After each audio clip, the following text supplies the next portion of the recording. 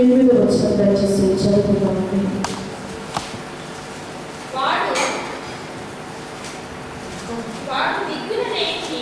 అపోస్తలుల కార్యం 1వ అధ్యాయము 8వ వచనం. ఆయనను పరిశుద్ధాత్మ మీ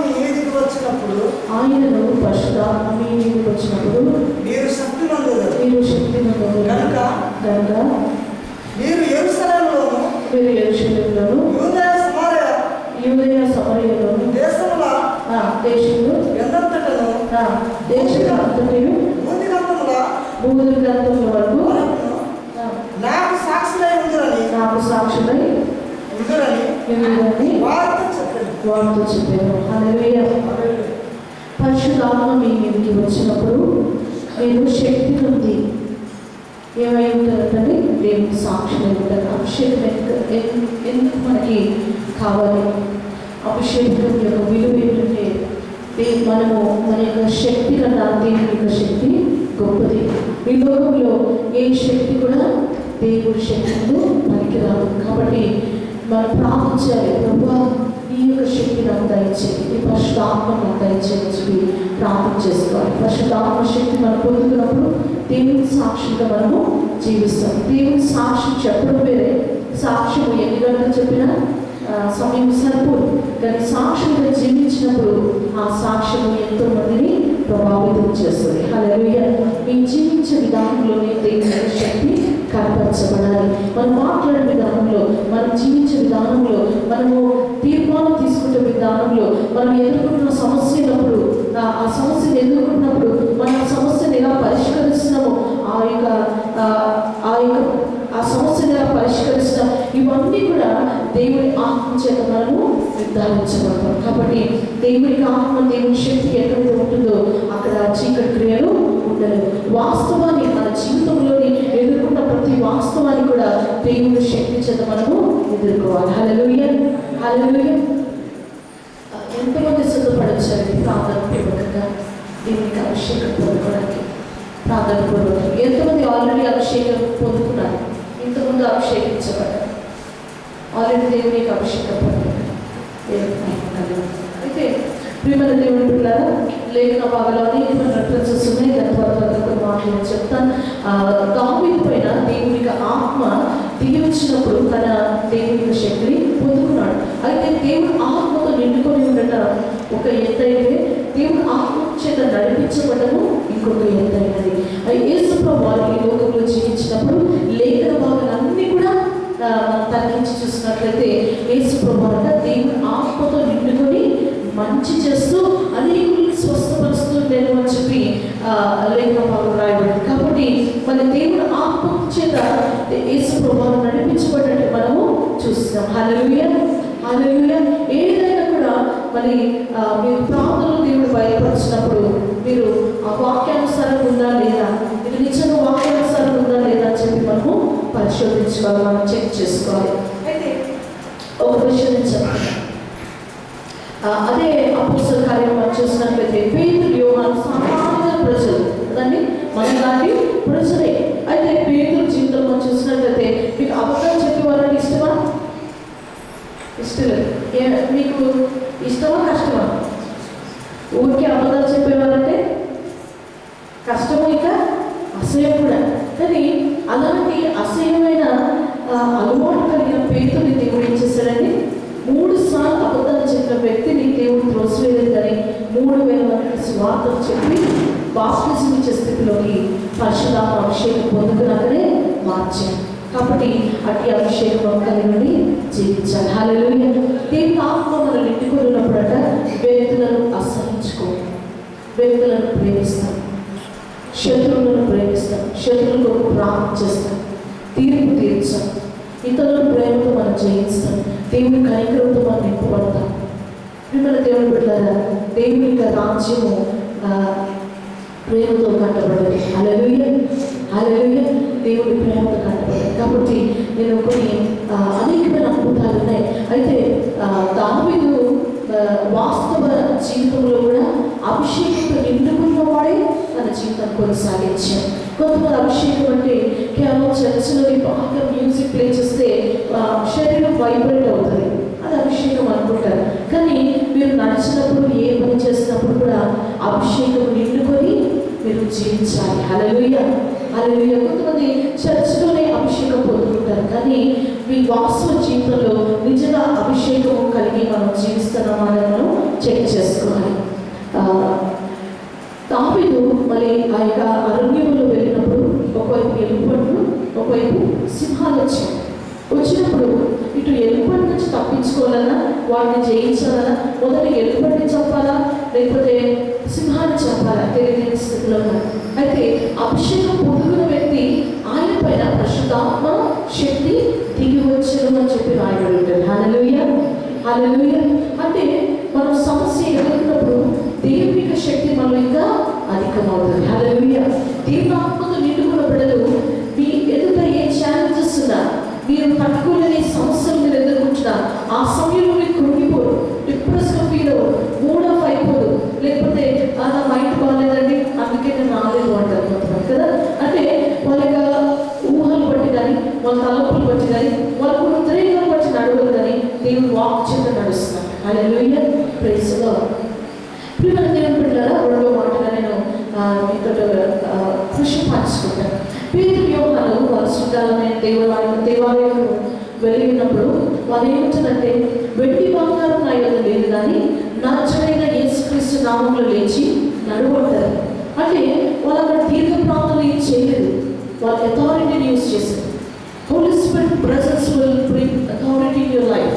పరిశుద్ధాత్మ శక్తి మీరు అధికారాన్ని పుట్టిస్తుంది. హల్లెలూయా. కొంతమంది దయ్యపట్టిన వారిని వీళ్ళకి తీసుకొని వచ్చినప్పుడు దాన్ని కొన్ని విషయాలు జ్ఞాపకం చేసుకోవాలి. ఏంటంటే పరిశుద్ధత ఉన్న దగ్గర సాతాను నిలవనేరదు. మీరు బైబిల్ తీసుకొని గట్టిగా కొట్టడం కానీ, లేకపోతే ఆ వ్యక్తిని చీపుతో కొడుతుంటారు కొంతమంది, లేకపోతే ఏసుని చెప్పు అని చెప్పి బాగా కొట్టేస్తుంటారు. ఆల్రెడీ సాతాను పీడిస్తున్న వ్యక్తిని బాధపరుస్తుంది. కానీ దేవుని యొక్క విశ్వాసం దగ్గరకు, లేకపోతే సంఘంలో విశ్వాసం దగ్గరకు ఆ యొక్క వ్యక్తిని ఎందుకు తీసుకొని వస్తారంటే, మళ్ళీ మీరు కొట్టి హింసించడానికి కాదు, దేవుని ప్రేమ చేత మీరు ఏం చేయాలి, ఆ యొక్క వ్యక్తిని కనికరంతో కథించబడి ఆ వ్యక్తిని మరి సంరక్షించాలి. హల్లెలూయా.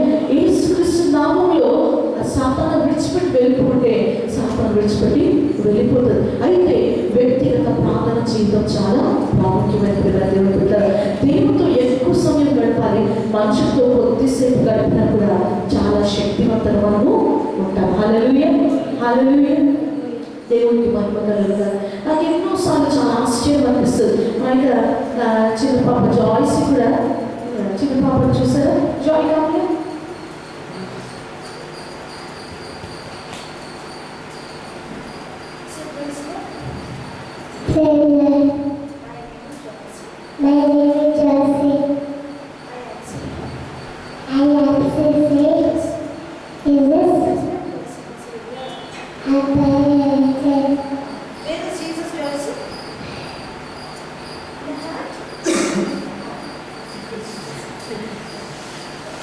జీసస్ ఎక్కడ ఉన్నారని చెప్పి నేను అడిగాను.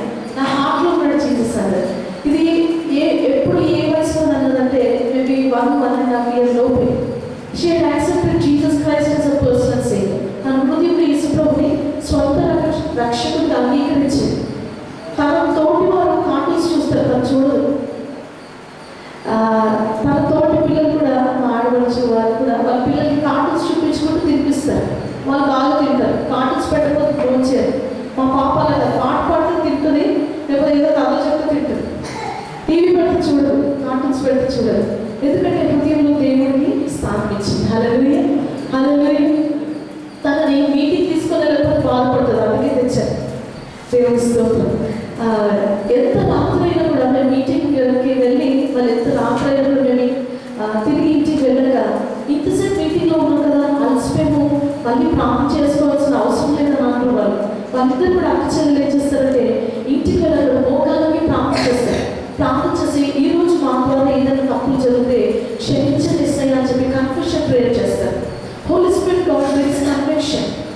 ఎప్పుడు కూడా మన పాపం పశ్చాత్తాపం అనేది కలిసి ఒక్కసారి దేవుడిని నమ్ముకోవడం అని కాదు, కానీ దిస్ ఇస్ అంటే మనం యేసు రక్తం చేత కడగబడ్డాం, కానీ పరిపూర్ణంగా ఉండకు పరిశుద్ధ పరిశుద్ధాత్మ దేవుడు మనని పరిశుద్ధ నుంచి అధిక పరిశుద్ధతలోకి నడిపిస్తాడు. హల్లెలూయా, హల్లెలూయా.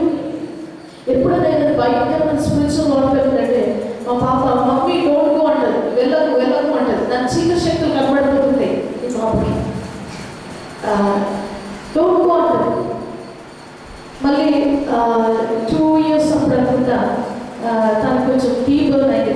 కొంచెం చెప్పలేను, చాలా ఎక్కువ బర్న్ అయింది. ఒక సెంట్రల్ యూనివర్సిటీ అనే కాలేజ్కి మేము వెళ్తున్నప్పుడు చాలా భయంకరమైన స్పిరిచువల్ వార్ఫేర్.